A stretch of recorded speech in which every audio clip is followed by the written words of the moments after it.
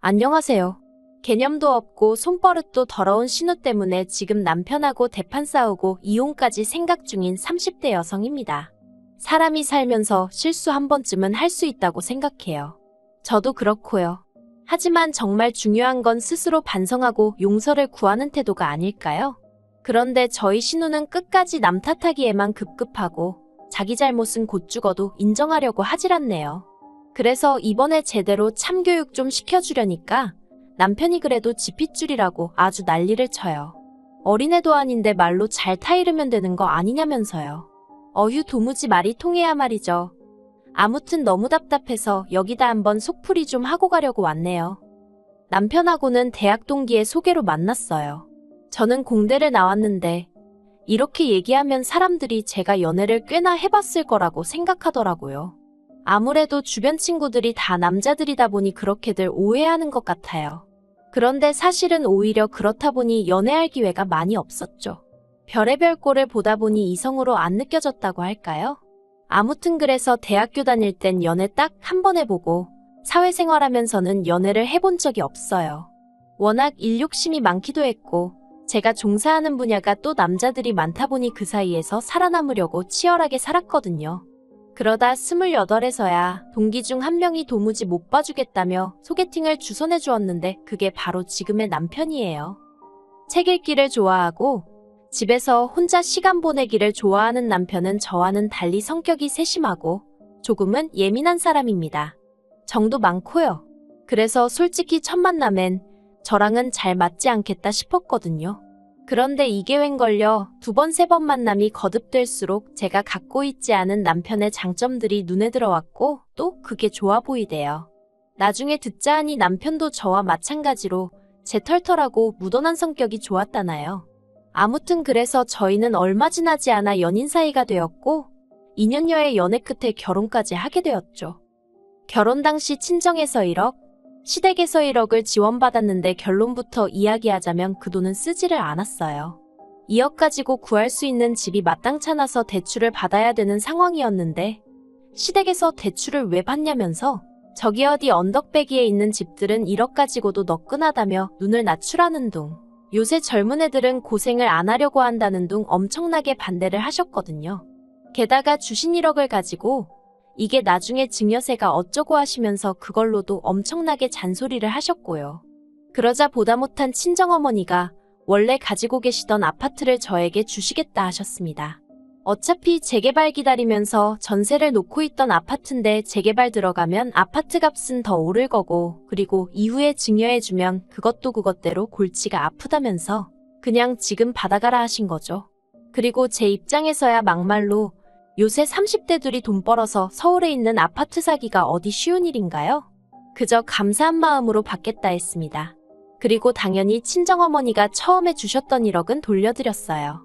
남편이 시댁에서 받아온 1억 중 일부로는 아파트 리모델링을 진행했고요. 그리고 그 밖에 혼수의 가정가구에 들어가는 돈도 남편이 시댁에서 가져온 돈으로 해결했습니다. 그러고 나니까 5천만 원 좀 안 되게 남더라고요. 남편더러 이 돈은 어떻게 했으면 좋겠냐니까 저더러 가지고 있으라대요. 그래서 제 통장에 넣어두게 된 거죠. 그리고 한동안은 뭐 별일 없이 신혼생활을 이어갔어요. 어머님의 터무니없는 잔소리만 제외한다면 말이죠. 출판사에서 일하는 남편은 그래도 마감때를 제외하곤 출퇴근 시간이 고정적이었던 반면 IT 회사에서 일하던 저는 야근을 정말 밥 먹듯이 해야 했거든요. 그리고 상황이 그렇다 보니 남편이 저녁을 혼자 먹는 일이 종종 생겼는데 이걸로 어머님은 불쾌한 기색을 감추지 못하셨어요. 저더러 어떻게 결혼까지 한 여자가 밤 12시가 넘어서 집에 들어오냐부터 시작해서 당신 아들이 지 손으로 밥 차려 먹고 치우고 하는 걸 보면 자취때랑 달라진 게 없는데 뭐 한다고 결혼해서 돈 벌어다 저 좋은 일 시키는 줄 모르겠단 말씀도 서스럼 없이 하셨거든요. 그러면 저는 혼자 살 때도 그렇게 살았는데 왜 나랑 살 때는 그렇게 하면 안 된다는 건지 이해가 되질 않았지만 그렇게 따지고 들어봤자 어머님하고 말싸움이나 하게 될 게 뻔했으니 입 밖으로 꺼내진 않았네요. 하지만 어머님의 잔소리보다 저를 더 힘들게 한 건 사실 따로 있었습니다. 그건 바로 남편의 하나뿐인 여동생, 신우였어요. 신우는 겉으로만 보면 그냥 멀쩡해요.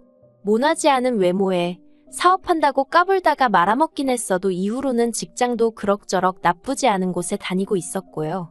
그런데 문제는 그렇게 거짓말을 친다는 거였어요. 선의의 거짓말이라던가 그런 게 아니고 습관적으로 거짓말을 해댔죠. 심지어 한 번은 전화 남편하고 미리 얘기가 된 것도 아니었는데 친구하고 여행을 가면서 시부모님께는 야근이 길어져 저희 집에서 자고 간다는 말도 안 되는 핑계를 댔더라니까요. 하지만 신우 거짓말에 시부모님이 하루 이틀 속으신 것도 아니고 새벽 5시에 저희 집으로 시부모님이 찾아오셨습니다. 신우가 정말 저희 집에서 장계 맞는지 확인하러 오신 거였죠. 그리고 영문을 모르던 저희는 졸지에 신우의 거짓말을 알고도 감춰줬단 오해를 사면서 욕은 욕대로 먹고 시부모님은 특히 저더러 같은 여자가 돼서는 걱정도 안 되냐? 네 여동생이어도 그렇게 내버려뒀겠냐? 저러다 어디 가서 애라도 생겨서 신세를 망치면 그땐 제가 어떻게 책임을 질 거냐는 말도 안 되는 억지를 쓰시더라니까요. 그리고 저는 그때도 신우가 어디를 누구랑 갔는지 몰랐으니 몰아드릴 말씀도 없고 환장할 지경이었죠. 그런데 더 어이가 없었던 건 여행에서 돌아온 신우가 시부모님한테 눈물 콧물 쏙 빠지게 혼이나 놓고도 그걸 제 탓을 했다는 거예요. 정확히 뭐라더라. 저더러 손발이 안 맞는다나 어쩐다나요. 그리고는 한다는 말이 적당히 둘러대줄 수 있는 걸 일부러 자기 골탕 먹이려고 그런 거 아니냐는데 정말 황당하고 열받고 그래서 신우더러 다시는 뭐가 됐건 간에 저는 끌어들이지 말라고 했어요. 그러다 올해 초였습니다. 그런 신우가 시집을 간다고 하더라고요. 그리고 결혼 상대를 소개받았는데 전 정말 크게 충격을 받았죠. 왜냐하면 신우가 데리고 나온 남자가 제 대학 후배였거든요. 저랑 아주 가까운 사이는 아니었어도 워낙 착하고 능력 있는 후배라서 저를 포함한 선배들이 다들 기특하게 생각하는 녀석이었어요. 그런데 그런 후배가 어쩌다 제 신우 같은 사람하고 결혼을 하게 된 건지 두 사람의 접점이 도대체 어디였지 생각을 하다 보니 설마 저희 결혼식인가 싶대요. 사실 저희 결혼식 때 신우가 정말 시쳇말로 빡세게 꾸미고 오긴 했어요. 그리고 그때 저는 어디다 말은 안 했지만 특히 제 하객 대부분이 젊은 남자들이고 신우도 그걸 어느 정도 예상을 했을 테니 저렇게나 신경을 쓰고 왔나 보구나 싶었거든요. 그런데 아니나 다를까 그때 결혼식에서 신우가 제 후배한테 먼저 반했고 이후로 제 블로그를 통해서 후배 연락처를 알아냈다고요. 그리고는 또다시 저를 팔아서 연락을 하고 그리고 이런 과정을 제가 전혀 알지 못했던 이유는 그 블로그는 제가 한참을 사용하지 않고 있기도 했고 신우가 제 후배더러 제가 워낙에 엄해서 자기가 연애하는 걸 알면 크게 나무랄 거라고 그러니 비밀로 하자고 했다나 어쩐다나요. 아무튼 뭐 젊은 남녀 둘이서 서로 좋아 만나게 되었다는데 거기다 대고 왜 나를 팔았냐 어쨌냐 하고 따지고 들기도 뭐하고 그래서 축하한다는 말 말고는 아무 말도 안 했습니다. 그런데 그 일이 있고 나서 며칠 뒤 이제 신우 결혼에 대해서 상의도 하고 그러자며 어머님이 가족 모임을 주선하셨고 그렇게 온 가족이 모이게 되었어요. 그리고 잠깐 어머님이 자리를 비우신 사이에 신우가 저희 남편더러 오빠는 결혼할 때 얼마나 받았어? 하고 묻더라고요. 그러자 남편이 1억인가 하는데 저는 순간 아차 싶었습니다. 신우의 눈빛이 확 변하는 게 보였거든요. 그리고는 곧이어 어머님이 돌아오셨는데 신우가 어머님더러 왜 오빠는 1억이고 나는 3천이야 하는 거예요. 그러자 어머님이 남편과 저를 번갈아가며 쏘아보셨고 저희야 뭐 할 말이 없으니 가만히 있었죠. 솔직히 저희가 잘못한 것도 아니었는데 말이에요. 아무튼 어머님께서는 이내 신우를 보시더니 원래 너도 1억 해주려고 했는데 네가 사업이니 뭐니 하면서 가져다 쓴 돈이 얼마냐면서 그래서 3천밖에 못 해주는 거라고 내가 너 사업자금 대줄 때 한번 얘기하지 않았냐 하시더라고요. 하지만 신우는 그건 그거고 이건 이거라면서 자기도 1억을 해달라고 떼를 쓰고 난리도 아니었어요. 그래서 결국 제대로 된 상의도 못하고 파토가 나고 말았죠. 그런데 며칠 뒤 신우가 연락도 없이 저희 집에 찾아왔습니다. 그때가 밤 9시를 좀 넘은 시간이었는데 눈물 콧물 범벅이 돼서 왔더라고요. 제가 무슨 일이냐고 하니까 신우가 엉엉 울더니 자기 이제 어떻게 하냐면서 차였답니다. 제 후배가 신우더러 헤어지자고 했대요. 그래서 이유가 뭐냐니까 신우가 또 훌쩍훌쩍 울면서 하는 말이 자기가 결혼자금 문제로 너무너무 속상해서 친구들이랑 술을 좀 마셨는데 그걸 후배가 알고서는 헤어지자고 했다는 거예요. 솔직히 납득이 안 됐습니다. 후배도 사회생활을 하는데 설마 술 좀 마셨다고 헤어지자고 했겠나 싶어서요. 그래서 정말 그 이유 때문에 차였냐니까 신우가 멈칫하더니 자기가 솔직히 말할 테니 저더러 도와줘야 한다대요. 그래서 일단 말해보라니까 사실은 후배랑 약속을 했었답니다. 다른 건 다 좋은데 늦게까지 술 먹는 거랑 거짓말하는 것만 하지 않기로요. 사실 저희 신우가 술도 워낙에 좋아해서 마셨다 하면 새벽 3시, 4시까지 마시는 일이 다반사다 보니 아무래도 결혼 상대 입장에선 걱정이 될 수밖에 없었겠죠. 게다가 거짓말 문제야 뭐? 이 세상에 거짓말하는 사람을 좋아하는 사람이 누가 있겠어요? 아무튼 신우도 알겠다고 했고 그리고 신우 말로는 여지껏 잘 지켜왔었는데 결혼 자금 문제로 너무 속상해서 술을 안 먹고는 못 배기겠더래요. 그런데 불러낼 사람이 마땅치 않아서 전 남자친구랑 만나서 마셨는데 그걸 차마 후배한테 말할 수가 없어서 아는 언니 집에서 영화 보고 그런다며 거짓말을 했고 그런데 뭐 한마디로 걸린 거죠. 그리고 후배 입장에선 그렇게 치밀하게 거짓말을 하고 전 남자친구랑 새벽까지 술을 마셨다는 걸 용서할 수 없다고 하더랍니다. 그리고 솔직히 듣는 내내 차일만 했다는 생각밖에 안 들던걸요. 아무튼 뭐 제가 도와줄 만한 상황이 아닌 건 확실했어요. 그래서 신우더러 미안하지만 내가 어떻게 해줄 일이 아닌 것 같다 했습니다. 두 사람의 신뢰 문제인데 그걸 내가 어떻게 해결해 주겠냐고. 그랬더니 신우가 한숨을 푹 내쉬더니 언니가 그럴 줄은 몰랐다면서 실망이네 어쩌네 하더니 그럼 하룻밤 재워주기나 하라나요. 그래서 알겠다 하고 자고 가라고 했어요. 그리고 그 일이 있고 한 달쯤 지났을 때였습니다. 그 사이 신우는 결국 파혼을 당했고 신우의 파혼을 방관했다는 이유로 저는 시부모님한테 말 그대로 역적이 되어 있는 상황이었죠. 그래서 스트레스가 정말 이만저만이 아니었네요. 그런데 그러던 어느 날 하루는 은행에 볼 일이 있어 갔는데 제 통장 잔고가 안 맞더라고요. 어이가 없었죠. 남편이 결혼할 때 가지고 온 돈 중 쓰고 남은 돈을 넣어놓은 이후로 손도 안 대던 통장이었으니까요. 이게 무슨 일인가 놀라서 통장 정리를 해보니 지난 한 달 동안 편의점부터 시작해서 명품관까지 체크카드로 자그만치 630만 원이 결제되어 있었습니다. 그래서 은행 직원한테 이게 다 뭔지 모르겠다. 나는 결제가 되었다는 문자를 받은 적도 없다 하니까 연락처 하나를 확인해 주는데 앞불싸 제가 예전에 쓰던 번호더라고요. 그래서 전혀 모르고 있었던 거죠. 경찰에 신고를 해야 하나? 어떻게 해야 하나 신고를 하면 잡을 수는 있는 건가? 전혀 눈치채지 못하고 있던 제 자신을 탓하기 시작하면서 남편에겐 어떻게 말을 해야 할지 여러 가지로 속상하고 갑갑하고 스스로 한심하고 정말 죽을 맛이었어요.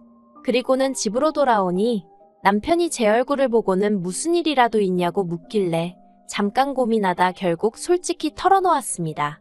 가지고 다닌 적도 없는 카드인데 이렇게 빠져나가고 있는 줄 몰랐다고. 속상하다고요. 그러자 남편도 황당해하면서 저더러 안 들고 다닌 거 확실하냐고 묻대요. 그리고는 한번 어디서 썼는지 보자고 하는데 그렇게 둘이 한참을 들여다보다 보니까 계속해서 낯익은 지역이 눈에 띄더라고요. 제가 남편더러 여기 왜 이렇게 익숙하지 하니까 남편도 그렇다고. 그러다 불현듯 떠오른 게 바로 신우 직장이 있는 동네였어요. 그리고 그제서야 설마 싶은 생각이 들고 시기상으로 신우가 저희 집에서 자고 간 무렵부터 카드가 쓰였거든요. 그래서 저는 혹시 설마 싶은 마음으로 신우에게 카드가 분실되어 경찰에 신고할 거라는 이야기를 흘렸습니다. 신우 반응을 한번 보려는 생각이었죠. 그리고 혹시나가 역시나라고 신우가 제 예상보다 더 화들짝 놀라더라고요. 그러더니 한다는 말이 카드 분실 신고했으면 됐지 경찰에까지 신고할 필요가 뭐가 있냐는 거예요.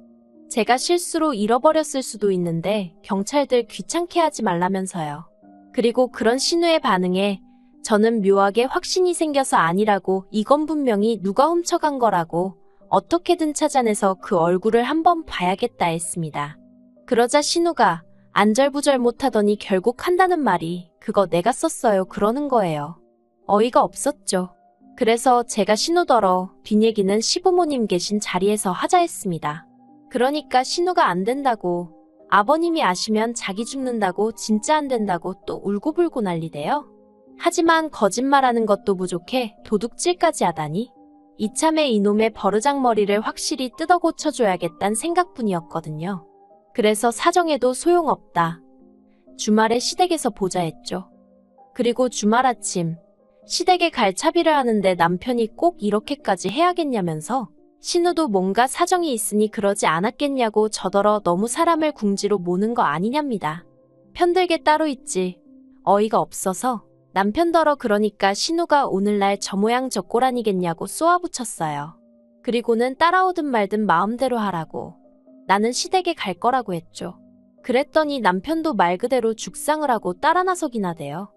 그렇게 시댁에 도착했고 이미 신우에게 상황을 들으신 건지 어머님은 저더러 기어이 왔냐며 독하네 어쩌네 야단이셨습니다. 반면 아버님은 모처럼 아들 내외가 왔다고 좋아하시대요. 그리고 전 그런 아버님께 이야기를 꺼내기가 쉽진 않았지만 신우가 한 짓거리를 낱낱이 고했습니다. 그런데 그래도 저는 아버님은 어머님에 비해서는 비교적 이성적이시고 객관적이시라고 생각했거든요. 하지만 그건 제 착각에 불과했습니다. 아버님께서는 결혼 지참 금액이만 잘 둘러댔어도 신우가 그렇게 술을 마셨을 리가 없으니 어떻게 보면 신우가 파혼을 하게 된 것도 제 탓이나 마찬가지라며 신우 입장에서 얼마나 억울하고 속상했으면 그런 짓을 했겠냐고. 저더러 이번 한 번은 그냥 넘어가라시대요. 그리고 그 돈 630은 신우가 입은 피해에 비하면 턱없이 적은 돈이니까 아까워하지도 말라면서요. 어이가 없었죠. 그리고 그제서야 이 집 구석 그 누구도 멀쩡한 인간이 없다는 생각이 들면서 대화는 말이 통하는 사람들하고 하는 거지 싶은 거예요. 그래서 아버님더러 잘 알겠다고 말씀드리고는 그럼 뭐 방법이 없지 않냐고 법대로 하겠다 했습니다. 절도죄로 경찰서에 신고하고 신우랑 법적으로 시시비비 한번 가려보겠다고요. 그리고 정말 신우가 파혼을 당한 게 저 때문이라 생각하시면 고소하시라 했습니다.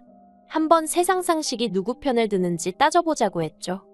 그리고 저는 한 입으로 두말하는 사람이 아니거든요.